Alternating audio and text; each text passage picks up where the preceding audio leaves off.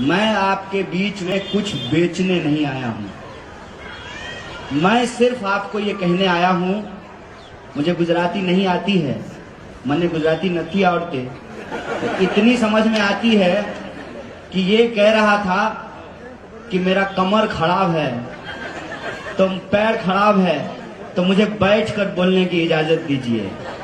देख भाई, पैर खराब है तो चलेगा, ईमान खराब नहीं होना चाहिए। अब आप लोग बस बता दीजिए, मुझे नहीं कहना है, इस इंसान का ईमान खराब है क्या? थोड़ा धीरे बोल रहे हैं, कुछ डाउट है क्या? ईमान खराब है क्या? तो हमारे पास एक ऐसी आवाज है जो सिर्फ गुजरात में ही नहीं, पूरे देश में अन्याय के खिलाफ लड़ने के लिए मशहूर है।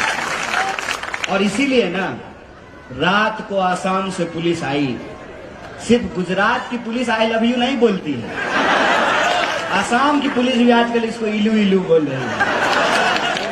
आदरणीय प्रधानमंत्री जी की कृपा रही, जय शाह के पप्पा का मोहब्बत अगर इसी तरह से हम लोगों को मिलता रहा तो आसाम क्या 7 मुल्कों की पुलिस ढूंढेगी भाई साहब। क्या है ना कि 2 तरह के लोग हैं। एक वो लोग हैं जिनका ईमान बिकाऊ है, एक वो लोग हैं कि कोई ऐसा नोट छपा ही नहीं है कि हमारा ईमान खरीद ले। और आपने अभी देखा होगा कि जब पत्रकार नहीं खरीद पाते हैं ना, तो चैनल ही खरीद लेते हैं। ठीक है, कहते हैं कि दौर होता है हर चीज का। जब यहां पे माउंटबेटन आया था ना, तो उसको नहीं लगता था कि ब्रिटिश राज कभी समाप्त होगा। जब लॉर्ड कर्जन आया था, तमाम जब अंग्रेज के अफसर आए थे, घोड़े पे चलते थे ना, तो उनको अंदाजा नहीं था कि नंगे पांव चलने वाले लोग, खाली बदन अपने खेतों में खून पसीना बहाने वाले लोग किसी दिन उससे डरना बंद कर देंगे और उनके टैंक के सामने खड़ा होकर के कहेंगे, अंग्रेजों भारत छोड़ो, हमको स्वराज चाहिए। होता है, लगता है, जब आपको सत्ता मिल जाती है ना, तो अहंकार हो जाना स्वाभाविक है। और सत्ता का अहंकार देखिए कि चुनाव अभी हुआ भी नहीं है, अभी एक ही फेज का चुनाव हुआ है, दूसरे फेज का चुनाव 5 तारीख को होगा, लेकिन टीवी स्टूडियो में सरकार बन गई है।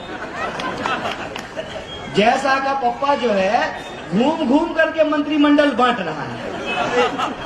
जिस भी एमएलए के प्रचार में जाता है, कहता है, गुजरात के मेरे भाइयों बहनों, इसको एमएलए बना दीजिए, हम इसको मंत्री बना देंगे। अरे पहले सरकार तो बना लो भाई, फिर न मंत्री बनाओगे। इसको कहते हैं सत्ता का घमंड, क्योंकि उनको ये लगता है कि इंसान अपनी सारी समस्याओं को भूल जाएगा। रोजी का सवाल, रोटी का सवाल, शिक्षा का सवाल, बीमारी का सवाल, सड़क का सवाल, सब सवाल भूल जाएगा। अगर इंसान को उसकी भावना भड़का करके, उसके मन में नफरत पैदा करके, उसके मन में डर पैदा करके अगर इंसान को आपस में लड़ा दिया जाए, तो लोग रोजी रोटी का सवाल भूल जाएंगे। ऐसा काम हो रहा है, ऐसा काम पिछले 27 साल से हो रहा है। इसीलिए तो चुनाव 2022 में हो रहा है और गाना 2002 का बजा रहा है। इसीलिए हो रहा है ना, उनको लगता है, क्योंकि 2 तरह के लोग इस देश में हमेशा रहे हैं।